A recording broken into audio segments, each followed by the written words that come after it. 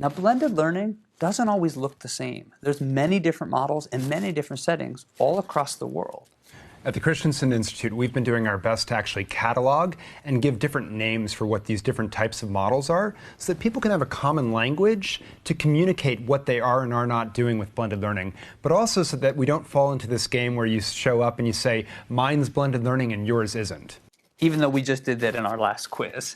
Now, for the sake of this course, we're going to focus on three main models. The first is called a station rotation model. The second is the lab rotation model. And the third is the flex model. In this course, we're not just going to use those terms. We're going to give you a protagonist school, a school that's embodied this with really terrific results. And a lot of this course is going to be told through the eyes of those schools.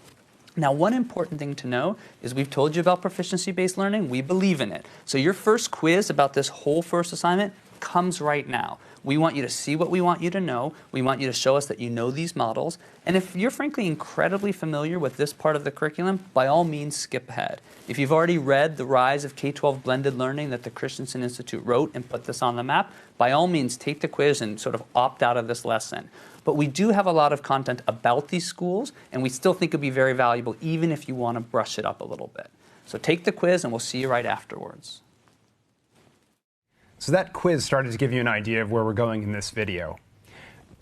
We're going to focus on three models in this course of blended learning, but remember, that's only just a subsection of all the blended learning models that are out there. But we chose these three to go really deep in because they're the ones that are most applicable for teachers and schools on the ground today. Plus, we've got our protagonists alongside of us to help guide you in this journey about learning more about these models. Now, before we tell you more about these three schools and three models, we do think it's important to mention this term flipped classroom, because you probably have heard about this before. In many ways, flipped classroom is the easiest way to get into the blended learning movement. So let's take a moment to just look at a definition of what flipped classroom means. So the essential idea of the flipped classroom is simple. Basically, what used to be done in the classroom is now done at home online, and what used to be done at home through practice and problems is now done in the classroom so that the teacher can actually guide the students. So in this graphic before you, what you see on the left-hand side is that students, represented by the blue dots, are actually in the classroom with their fellow peers, and you see that teacher at the front of the room in the red, and they're working on practice and projects. And then on the right-hand side of the screen, that represents students at home, and that's where they're doing their online learning. Now, we're not diving deep on flipped classroom because we actually think it's a great beginning into blended, but we don't want people to just stop there. It's an entry point to the idea of making learning more personalized and better using time. But as you start practicing in your setting the different ideas of blended learning, don't think that's the end game. Really push yourself to think and be creative and take some risks around how kids can have more agency in the learning process and how we can differentiate for each student's needs.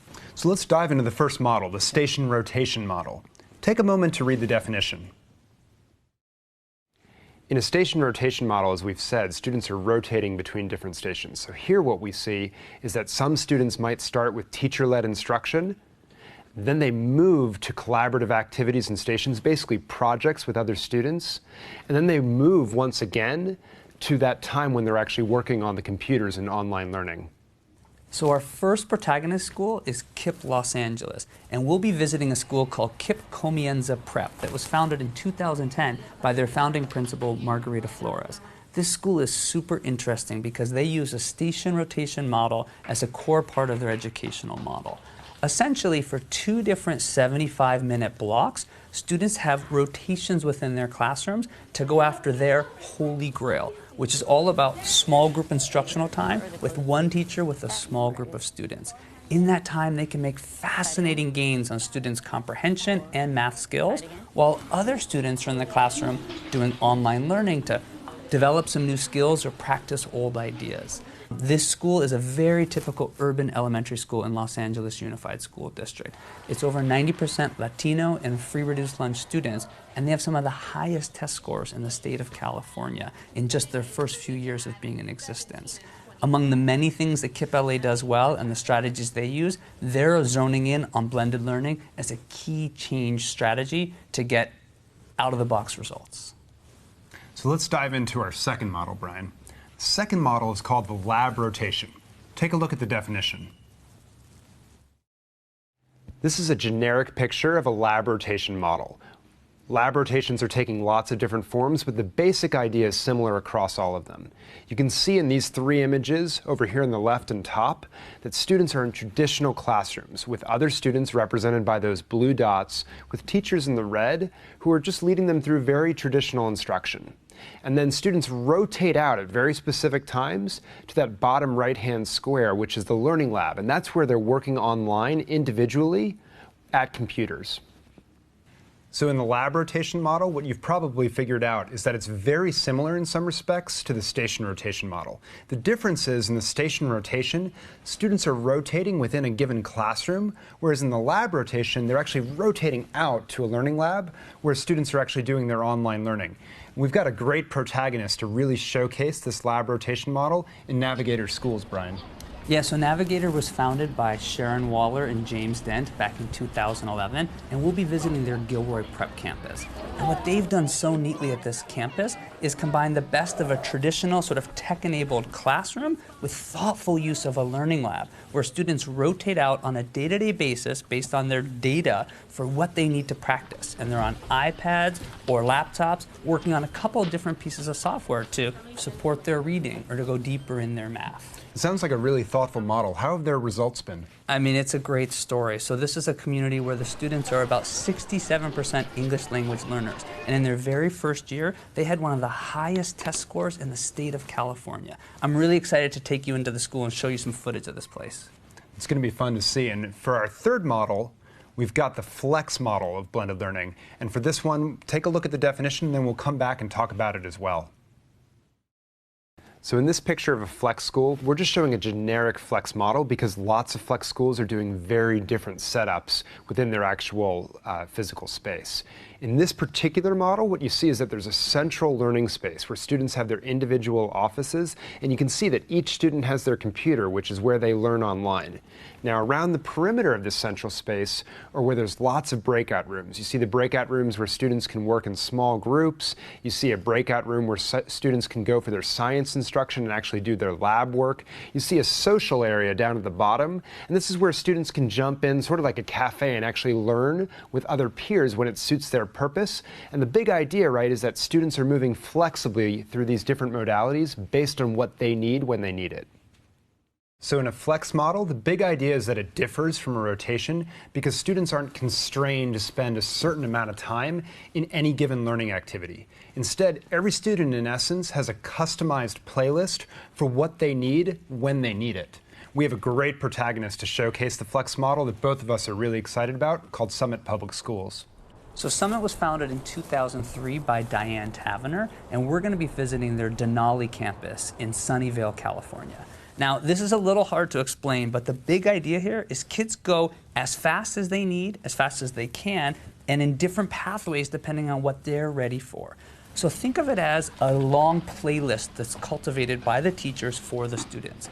At the beginning of a unit, a student takes a mastery quiz to see what they need to know. And if they already know this material, they can go right over into the testing room, take the assessment, and show mastery. But assuming they don't, they work through this playlist.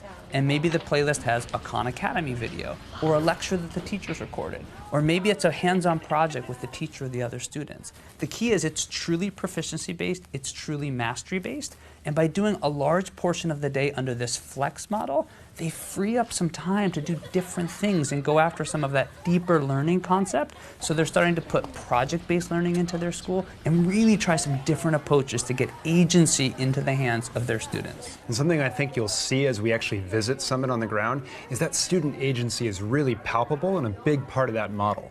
But why don't you tell us about who they're actually serving in these schools and how they've done? Great. So Summit has 6 campuses throughout the Bay Area currently and is expanding. They have a really nice mix across income levels with some low income, middle income, and some higher income students as well. And the results have just been very strong. Their founding school, which has got the most experience, is perennially on the U.S. News and World Report list of top high schools in America.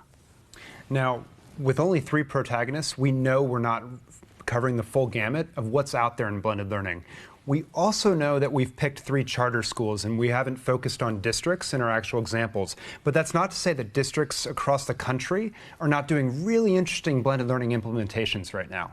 In fact, if you jump on our website and check out the Blended Learning Universe, which will pop up in a moment, you can take a look at lots of the charter and district programs around the country that are doing really interesting blended learning implementations. Take a look.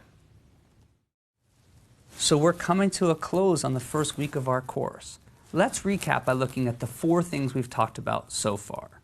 First, we talked about what is blended learning and tried to use a definition so we could be on the same page. And then second, we put in the caveats around what high quality blended learning looks like. Third, we gave you different examples of blended learning and the 3 core models that we're going to focus on. And fourth, we introduced you to our protagonist schools that we're going to be visiting again and again throughout this course. And in the coming weeks, we're going to dive much deeper into the elements of how the student experience actually changes in blended learning and what are the inner workings of a school in a blended learning model. That is, what are teachers and administrators actually doing so that you can start to do this yourself. It's going to get a lot more involved each week, and it should be a lot of fun. At least we hope so. For now, though, we're going to kick it over to Rob so he can give you a sense of where we're going in this course and actually preview the final prototyping assignment.